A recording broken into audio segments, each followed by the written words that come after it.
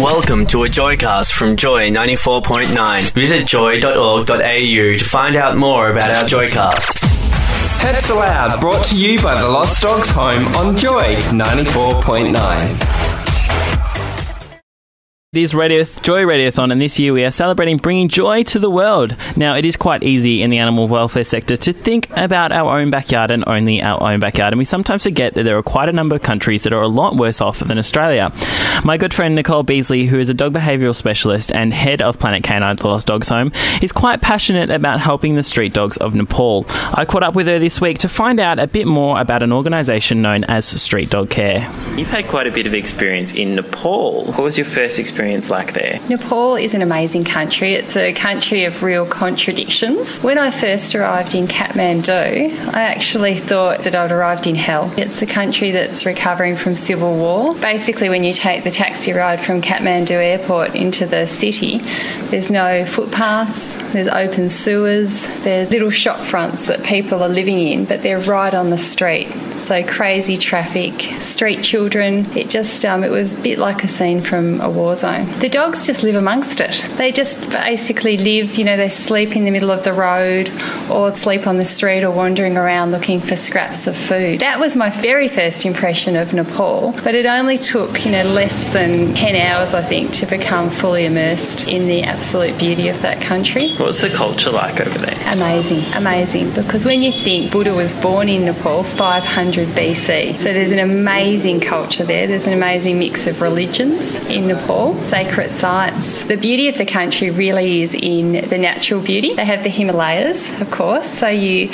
see these mountains and you look at the mountain and you think, I've seen the whole mountain, and then you look higher than the cloud and you see the top of the mountain. It's amazing. And then the other part of the country is another contrast again, because that's jungle.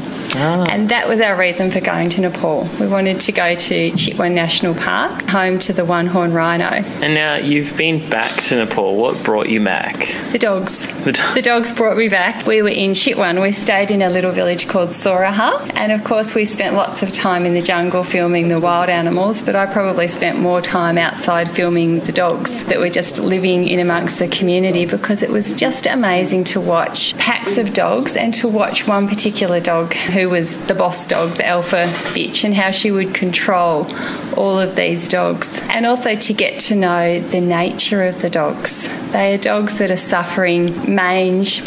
Distemper is prevalent in Nepal. They still have rabies, fleas, but their temperaments are just beautiful. When you went back, you became aware of an organisation known as Street Dog Care. How did you find them first? Well, when we were over there, I was drawn to the dogs because I'm a dog lover first and foremost. And actually, on my first trip, I was almost feeling guilty for feeling that way, because I'm looking around thinking, look at these people, they are living in such poor situation, yet they're so resilient and happy about it. How can I be worried about the dogs? I need to be worried about the kids living on the street.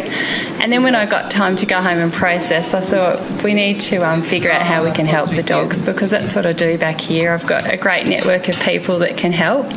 So I just researched online groups that were working in Nepal, and that's how I came across Street Dog Care. When you went over there the second time, you met up with Andrea, who runs Street Dog Care. Yes. What was it like to meet this person who's doing so much for dogs over in Nepal? It was great. It was really, really lovely to meet her, because Andrea is just so normal, and she's just a person who's seen a problem and done something about it. So she's working right at the grassroots. So she actually arrived in Nepal as a tourist on her way to Australia. She's German, and saw the street dog problem and decided to set up a vaccination camp for the dogs in the Kathmandu Valley. Because in the Kathmandu Valley alone, there's 25,000 dogs living on the street. How much space is that, the valley? It's tiny. Yeah. It's a tiny little area. 25,000 dogs in one small area. Yes, yeah. But so yet they all live calmly. They do, because they sort themselves out. They're allowed to be dogs. Andrea started a street dog camp, so she got a local vet and some vets from Germany to come over, and every Saturday they'd meet at the Buddha Stupa, which is a big landmark in an area of Nepal, and they would have people bring the dogs to them. They'd vaccinate them, de-sex them, and this went on for a year or so. And then she was gifted some land So when we think of being gifted land here, you think how lovely, somebody's given a bequest and we'll just get contractors in to build something. Yeah. Andrea was so grateful for this land that she was gifted, but literally it's kind of in the middle of a garbage dump. And she's built this dog centre up by actually going out and physically buying each brick herself and being involved in the building of it. Every little step has just taken hard work, sponsors, volunteers going over there and building the centre.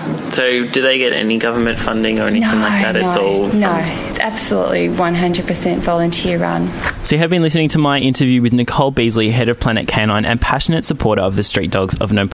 I have seen online that they do a yearly rabies vaccine, is it? Yes, yeah, a vaccination program.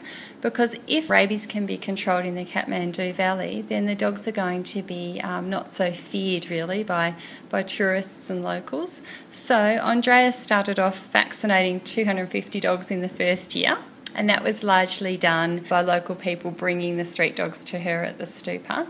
This year in March, over a weekend, they vaccinated 800 dogs. So basically teams of volunteers just met and went in 4 different directions, and that's an amazing effort, 800 dogs in a weekend. What is Planet Canine doing? You're doing some stuff to help out here. We are, because you can make such a difference with so little in these countries. The average wage in Nepal is 240 Australian dollars a year.